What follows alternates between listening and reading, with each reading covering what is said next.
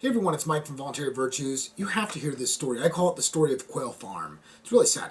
A nice little farm in Nevada called Quail Farm. They focus on healthy, organic, self-sustainable type food practices and consumption practices. And they were having a nice long dinner table event with friends and their friends' guests. So technically it was open to the public, although it was somewhat a private event, right? That was on their property and they were just opening it up to other people. Well, before they get to go eat their meals, a Southern Nevada Health District employee came for an inspection. Now, 2 days before this, let's give a little bit of a backstory before we get to the inspection that day.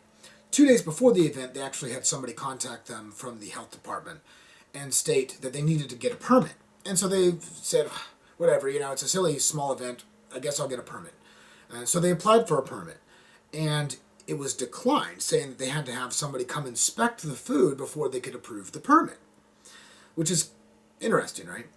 And there's a bigger picture at the end of this. You'll see what I'm talking about. And so the health inspector ended up coming to the event right while the guests are showing up. So this food's been prepared. It's been flown in from this place out of Las Vegas. A very nice chef, like Chef Giovanni or something like that. The guy's obviously a chef. He does this all the time. He feeds people and doesn't kill them or make them sick. Anyway, the inspector shows up then and starts looking at the food. And there's some qualifiers that they said were not being followed. So here's some of the things. Some of the food that was prepared did not have labels on them. Now, the code actually allows for this if it's to be consumed within 72 hours, which supposedly was well within that time. Some of the meat was not USDA certified. Now, this is a farm-to-work meal. So in other words, it's all from farm. It's not coming from a big corporation where they have other people, having to go through every government regulation and mandate. So of course it's not going to be USDA approved, but that doesn't mean it's automatically bad, right? Number 3 was some of the food that was prepared in advance was not up to temperature at the time of inspection. And this is obvious. The food is being prepared for the guests who have arrived so they can eat it right then. And the inspector, I don't know if they were late or I don't know why they would do this to these people. But anyway, the inspector gets there as the food's almost being served, right?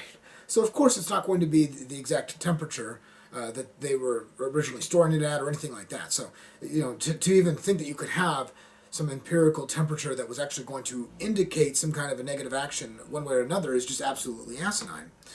Anyway, number 4 is even the vegetables prepared in advance had to be thrown out because they were cut and were considered a biohazard. I'm not kidding you. They considered these fresh, non-GMO vegetables to be a biohazard. Not that I'm a GMO or anti-GMO freak either way, but I think that this is pretty silly to say that their stuff is a biohazard. Anyway, number 5 was we do not have receipts for our food. Now, of course, once again, it's not coming from a grocery store. Why? Where does the grocery store get their receipt, right? Where do the people get? Where does the people who are making the bananas and the people who growing the apples? Where do they get their receipts, right? It's the same thing. Of course, they don't have receipts either. So anyway, kind of missing a huge chunk there, a piece of this. So this family had to actually go through all these different things and have these people basically come back and say it's not going to fly, and they made them dump out this meatball stuff and all these vegetables, a lot of the food, into the trash can. And so they said, hey, we're going to let the pigs take it. We'll feed it to the pigs. And they said no. And then they made them pour bleach on it. I'm not making this up. This is all 100% factual. They have pictures of it here. You can obviously see in these pictures what was going on that day. So they had them bleach their food. Now they can't even compost it anymore.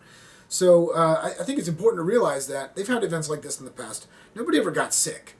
This is really about the tax system. It's all about the money. If you follow the power and the money, there's people who are working inside of the corporate sector who want people to have to pay through the system to get their food from the grocery store, to get their food from the mass producers. Not that there's anything technically wrong with it, but when they start clamping down with the state, that is the real problem to me, right?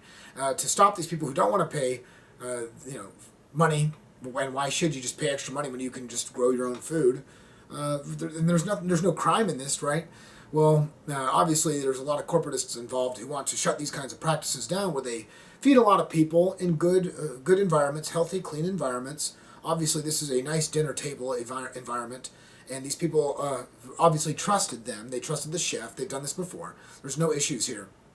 So it's just that they want to have the money, and they want us to have to run to them for approval for everything, right?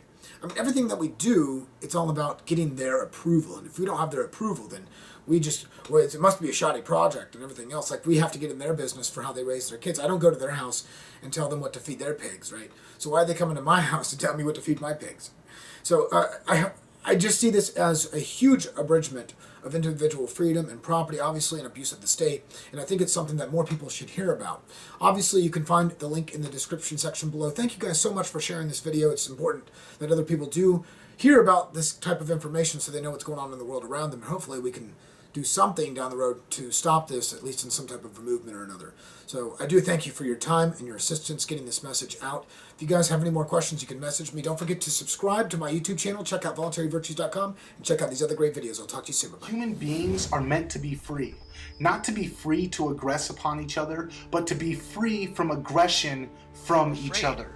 Of not having a fire station? Because people are afraid of not having a court system? Because people are afraid they might not have utilities? As if people aren't going to try to sell these things to you left and right once the state's monopoly is abolished? Fear, fear, fear. That is how the state survives. 30 times less murder in Somalia than in Detroit. Now, I'm not saying Somalia is a paradise by any measure.